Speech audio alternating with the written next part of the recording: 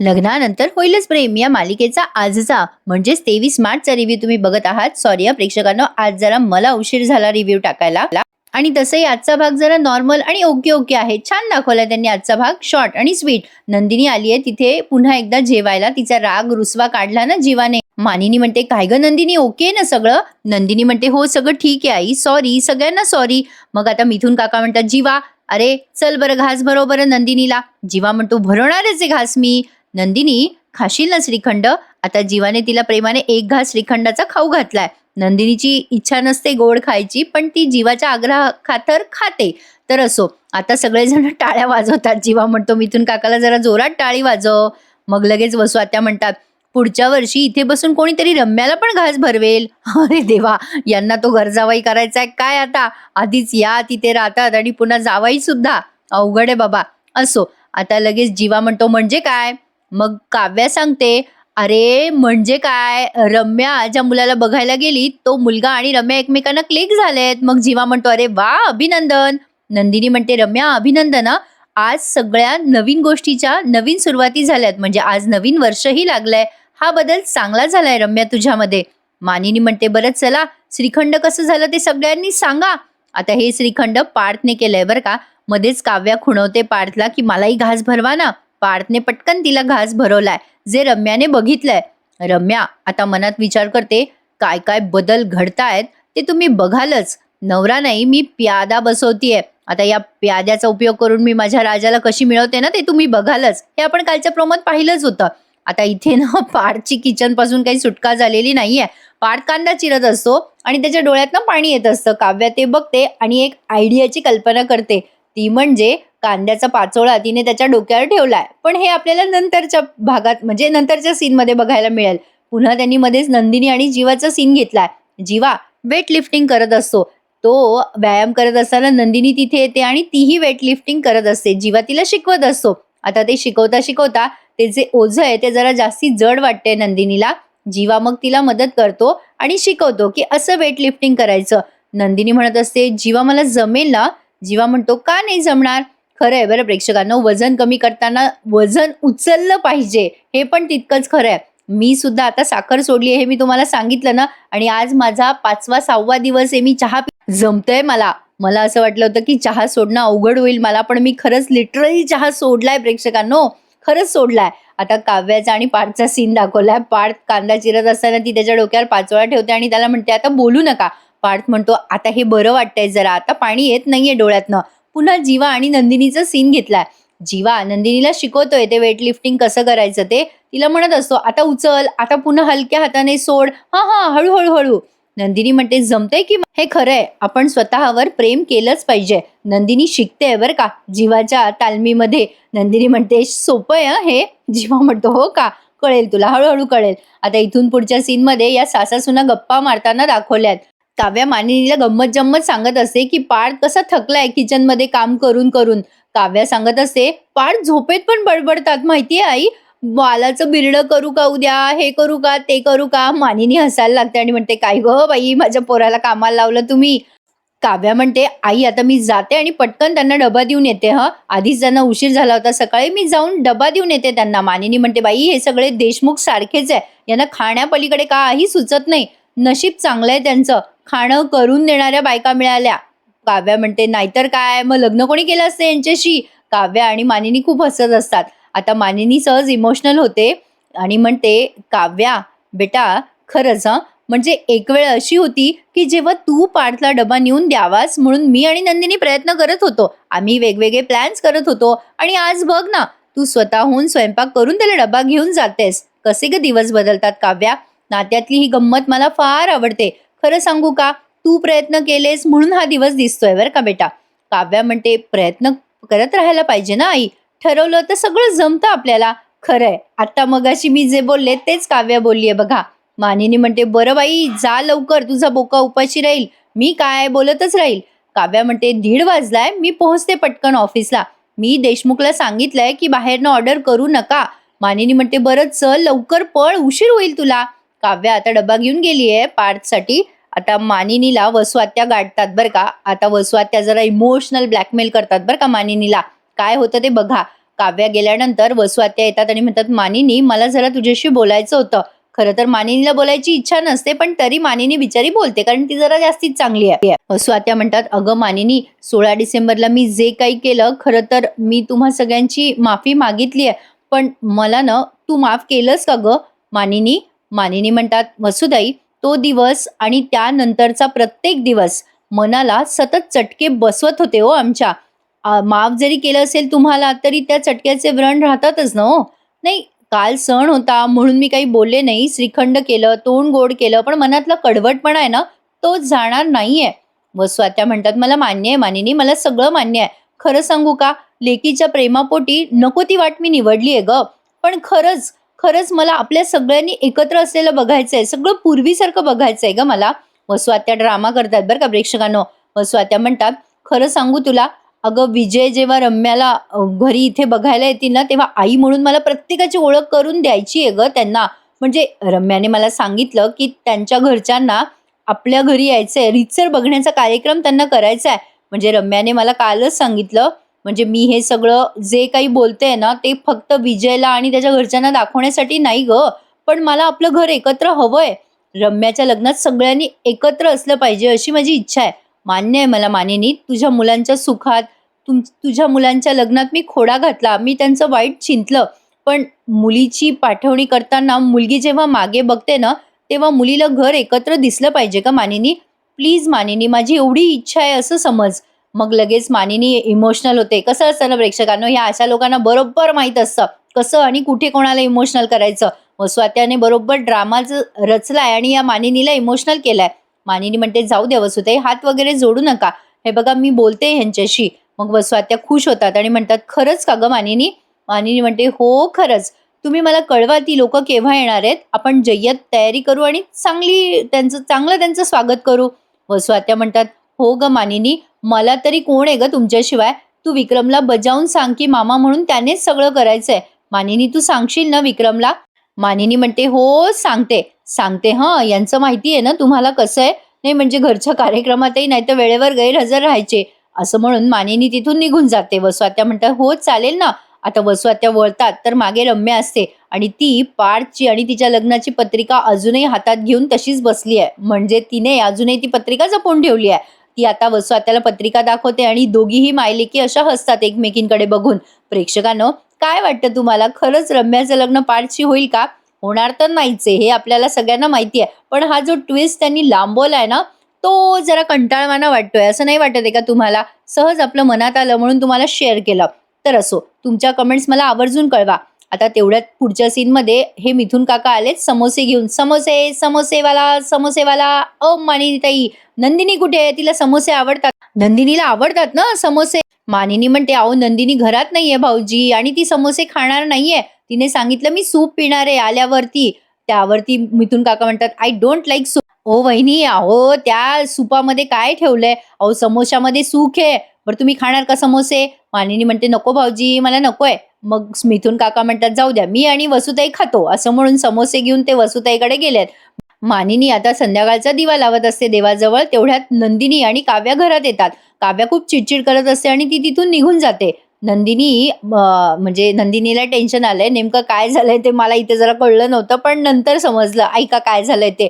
मानिनी म्हणते, "काय गं अगं, ही अशी काय चिडचिड करते आणि का निघून गेली ही?" नंदिनी म्हणते, "अहो काही नाही आई, तिला ना जरा उशीर झाला पार्थला डब्बा द्यायला. त्यामुळे जरा चिडचिड झालीये तिची." म्हणजे मानिनी म्हणते, "मग तुम्ही दोघी कुठे भेटलात?" मग नंदिनी म्हणते, "अहो काव्या मला मध्येच रस्त्यात भेटली. म्हणजे आई पार्थने मला फोन केला होता ऑफिसमधनं. मग मी तिला पिक केलं. तिथून तिला भेळ खाऊ घातली. मग मॅडम जरा शांत झाल्यात. जरा चिडचिडच झाली तिची आज, कारण तिला 4 वाजले पार्थच्या ऑफिसमध्ये पोहोचायला." मग मानिनी म्हणते, "4 वाजले? अगं ती तर 1:30-2 वाजता निघाली होती ना ती, आणि 4 कसे काय वाजले?" मग नंदिनी म्हणते, "तेच मला सांगत होती ती. ती घरी यायला निघाली, चिडचिड सुरू केली, रिक्षा भेटली तिला." आता इकडे ना प्रेक्षकांनो, काव्या एवढा आरडाओरडा करते ना, बापरे! तिला रिक्षा भेटली नाही वेळेवर. ही सगळी हकीकत तिने या पार्थला आरडाओरडा करून सांगितली आहे या सीनमध्ये. काव्या चिडचिड करत असते, "हो, हो, रिक्षातच आले मी देशमुख." कारण ना प्रेक्षकांनो, या सीनचं दाखवण्याचा त्यांचा काय हेतू आहे, की काव्याला ड्रायव्हिंग येत नाही आणि आता पार्थ तिला ड्रायव्हिंग शिकवणार आहे. तर तिची कशी चिडचिड झाली रिक्षा शोधताना हे वैतागून ती पार्थला सांगत असते. काव्या चिडचिड करून सांगत असते, रिक्षावाला भेटत नाही. भेटला तर म्हणतो, "मॅडम हम यहाँ नहीं जाएंगे, वहाँ नहीं जाएंगे." अरे कहाँ कहाँ नहीं जाएंगे? एखादा भेटला चुकून माकून रिक्षावाला तर तो पैसे जास्ती सांगतो. आणि तुम्हाला माहिती आहे का पार्थ, किती घाम येत होता मला उन्हामध्ये, एक रिक्षा मिळाली नाही मला. अरे घामात आमचा मेकअप कसा होतो, बिभत्स भयानक, सकाळच्या नो लुक सारखा, नो मेकअप सारखा लुक होतो. अहो अशा भयानक लुकमध्ये जर मी तुमच्या समोर आले असते तर तुम्ही मला ओळखलं असतं का? अहो नवरे बायकाला ओळखत नाही हो. अरे ही काय बोलते, मलाही कळलं नाहीये. तिचं एवढं म्हणणं असतं की एखाद्याने प्रेमात नकार दिला तर चालतो, पण रिक्षावाल्याने नकार दिला तर नाही चालत. पार्थ म्हणतो, अहो काव्या मग कॅब करायची असती. काव्या म्हणते, कॅबवाल्याचं नाव काढू नका. कॅबवाले तर रिक्षावाल्याचा बाप आहे बाप. शेवटी पार्थ तिला पाणी देतो आणि शांत करतो. ए बाई आओ काव्या, जरा शांत व्हा हो. काव्या पाणी वगैरे पिते आणि म्हणते, माझं डोकं फिरलंय देशमुख, खरंच माझं डोकं फिरलंय. पार्थ म्हणतो, काव्या आता पाणी पिऊन जरा शांत झालात का तुम्ही? पण मी काय म्हणतोय, सगळे रिक्षा टॅक्सीवाले असे नसतात हो. काही काही रिक्षावाले चांगले असतात, प्रेमळ असतात. तुम्ही रिक्षा आणि कॅब का करताय? देशमुख आहोत आपण, देशमुख. आपल्या घरी तर 4-4 गाड्या आहेत. तुम्हाला गाडी चालवता येते ना? काव्या आता अशी जरा वेगवेगळे फेसेस करते बरं का, म्हणजे वेगवेगळे चेहऱ्याचे अशा दाखवते त्याला हावभाव करून. पार्थ म्हणतो, काय झालं, येते ना तुम्हाला गाडी चालवता?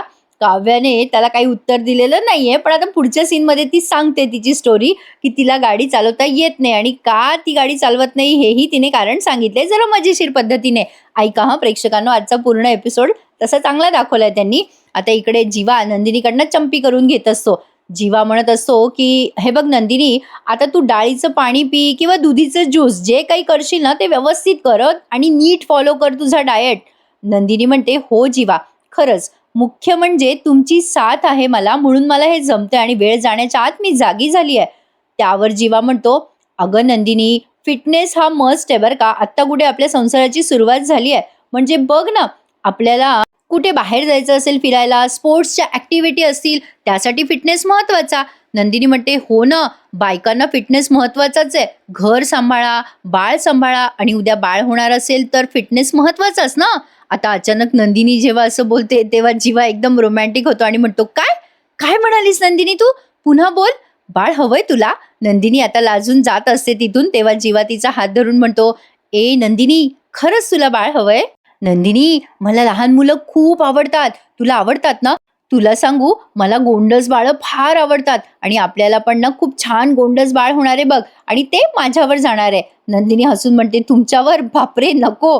जीवा म्हणतो, का ग असं का म्हणतेस? नंदिनी म्हणते, मला 2-2 जीवा नाही ना सांभाळता येणार.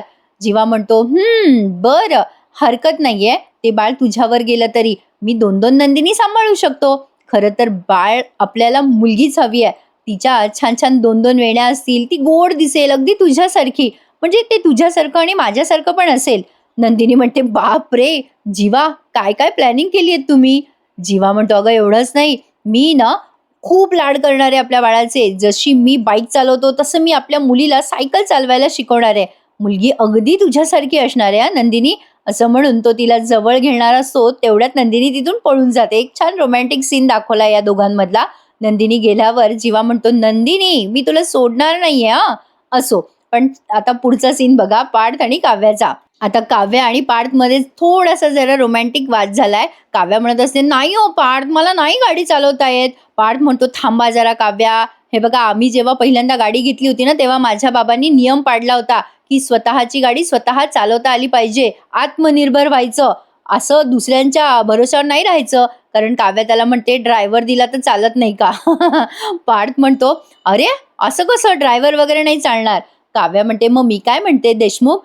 काव्या थोडासा विषय बदलत म्हणते, देशमुख तुमच्यासाठी तो टिफिन घेऊन येऊ का? त्याच्यात जेवण नाही का गरम होत नंतर, तो वाला टिफिन. पार्थ म्हणतो, चालेल ना, पण तो टिफिन जेव्हा घेऊन येताल ना तेव्हा गाडीमध्ये बसून या, स्वतः गाडी चालवा, पळवाट काढू नका. काव्या काव्या म्हणते, पळवाट काय हो देशमुख, मला नाही चालवता येत गाडी. पार्थ म्हणतो, मग त्याचं सोल्युशन काढा काव्या, असं नसतं. काव्या म्हणते, मला नाही बोलायचं, जा, गाडी हा विषय नकोय मला. पार्थ म्हणतो, का नकोय विषय तुम्हाला? गाडी तुम्हाला चालवता येत नाही का?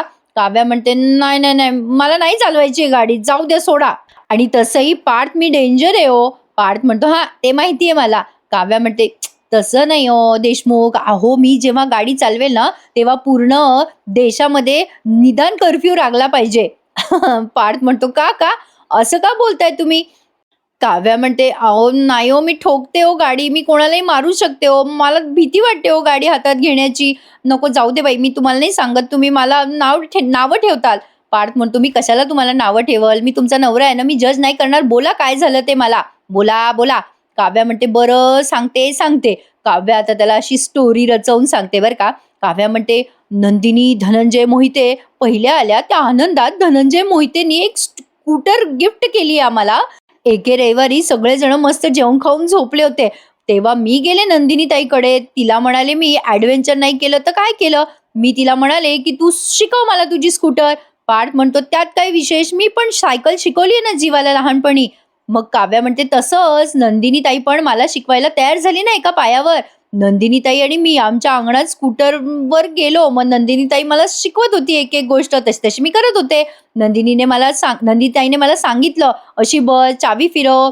बटन असं दाबलं मी स्कूटर ऑन होईल असं मला वाटलं. म्हणजे ताईने मला सांगितलं, एक्सिलेटर फिरवलं की गाडी पुढे जाणार. मी ते ऐकलं ना नंदिनी ताईचं. पुढचं ती काय एक्सप्लेन करत होती ते मी ऐकलंच नाही. ते मी एक्सिलेटर फिरवलं आणि डायरेक्ट गाडी पुढे गेली ना. पार्थ म्हणतो, "मग, मग, मग काय झालं?" काव्या म्हणते, "काय होणार? ती गाडी पुढे गेली हो आणि मग काय शेजारच्या बंगल्यात घुसले मी मोहितेचं गेट तोडून. कुंड्या-बिंड्या तोडल्या आणि मग आईने पण मला तोडलं हो." मग पार्थ म्हणतो, "ती शोरूममधून आणलेली स्कूटर तिचं काय झालं?" काव्या म्हणते, "गेली पुन्हा शोरूममध्ये. इन्शुरन्स होतं म्हणून निभावलं पार्थ.